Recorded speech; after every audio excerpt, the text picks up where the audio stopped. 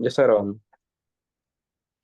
Buen día, profesora. Somos el grupo uno y ahora vamos a hablar sobre el tema, la tarea de esta semana, que son los Incoterms.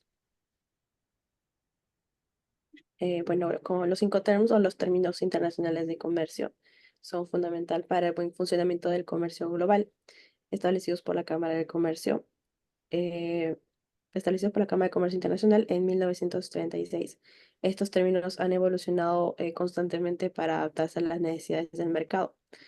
Eh, y Bueno, los Incoterms no solo también definen las responsabilidades de compradores y vendedores, sino que también clarifican los costos y riesgos involucrados en la entrega de las mercancías, minimizando así los malentendidos y los conflictos. En un mundo donde el comercio internacional es cada vez más complejo, los Incoterms son una herramienta muy importante y esencial para asegurar que estas transacciones sean claras y eficientes.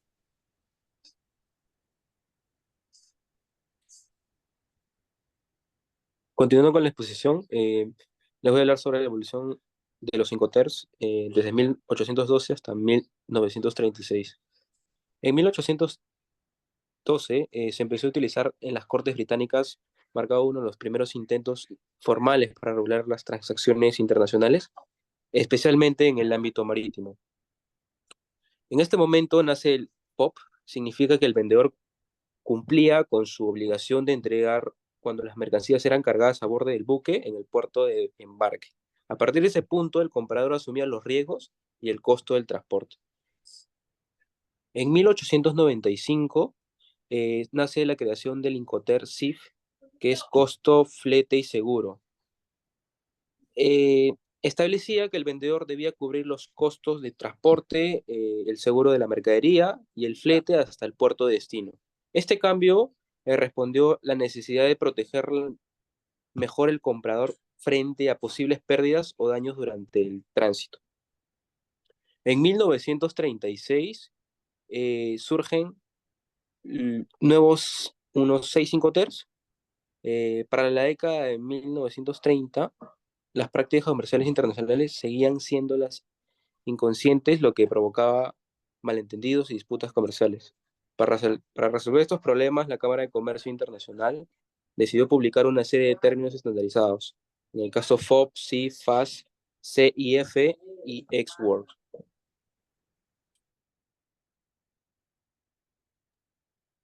Bueno, pasando entre los años de 1953 y 1980.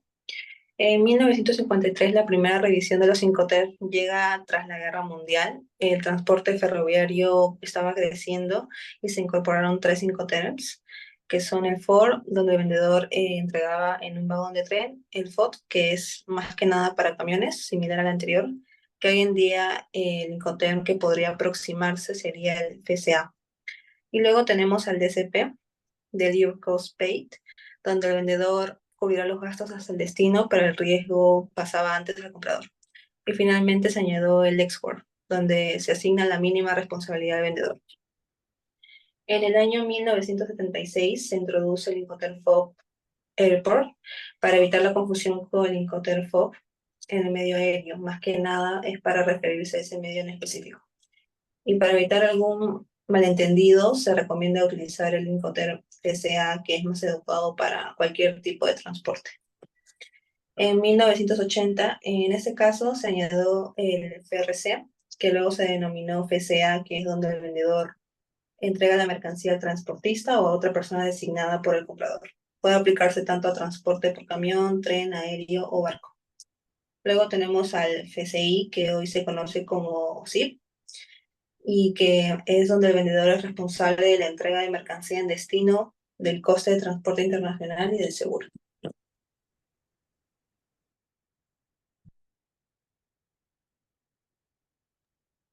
Continuando con la evolución de los Incoterms, podemos visualizar que en el año 1990, la edición de 1953, que ya fue anunciada anteriormente, fue revisada por completo para poder adaptarse a los cambios que en este caso se daban por el transporte intermodal.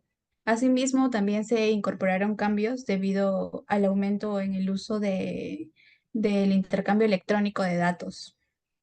y ahí teníamos 13 Incoterms. En la simplificación, bueno, aquí se simplificaron el tema de los contratos, las cláusulas, para la facilidad y uso tanto del comprador y el vendedor. Y también se distribuyeron mejor las responsabilidades durante el despacho de aduanas para no cometer ningún inconveniente, ningún malentendido. En el año 2010 se añaden nuevos Incoterms. Asimismo se eliminan cuatro, que en este caso son DAF, DES, DEQ y DDU. Y se crean otros nuevos que actualmente pues le dan uso al DAT y al DAP. Asimismo, también se añaden modificaciones para que ambas partes puedan cooperar en el intercambio de información por seguridad.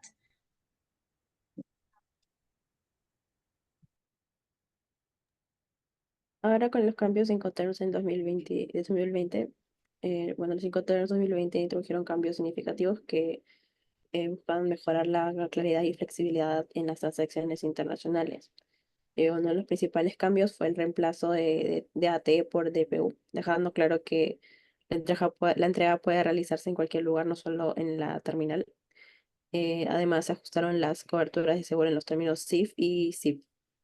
Mientras que el SIP ahora requiere una cobertura mucho más amplia, el SIF mantiene la cobertura mínima. Otro ajuste importante fue el término el FCA, permitiendo al vendedor obtener un Bill of Landing con la anotación onboard, la cual facilita los pagos mediante cartas de crédito. Y bueno, en total los Incoterms vendrían a ser, empezando con el FCA, que el vendedor entrega la mercancía al transportista designado por el comprador en el punto acordado. El CPT, que el vendedor paga el transporte hasta el destino acordado, pero el riesgo se transfiere al comprador cuando la mercancía se entrega al transportista. El SIP, que es similar al CPT, pero el vendedor también debe contratar un seguro con mucho más cobertura hasta el destino. El DPU, el vendedor le entrega la mercancía al lugar ya acordado, incluyendo la descarga. Y ahí el FAS, el vendedor entrega la mercancía al costado del buque en el puerto de embarque. Y el comprador asume todos los riesgos y costos desde ese punto. Buenas noches, continuando con la definición de los Incoterms. El export obliga al vendedor a dejar las mercancías preparadas en sus instalaciones, como oficinas, almacenes, fábricas o etc., para que el comprador lo recoja ahí. El FOB, el Free On Board, se utiliza para las operaciones de compraventa en las que el transporte de la mercancía se realiza por el barco, ya sea marítimo o fluvial. El CFR, el vendedor es responsable de entregar las mercancías en el puerto específico por el comprador, así como de reserva para pagar el transporte y las mercancías hasta el puerto de destino. El DAP. Bajo este Incoterm, el vendedor debe poner las mercancías a disposición del comprador en el punto de origen que el comprador escoja. El DDP. El vendedor asume la completa responsabilidad del transporte hasta que las mercancías son descargadas en el punto designado, así como todos los costes y riesgos asociados. El SIF.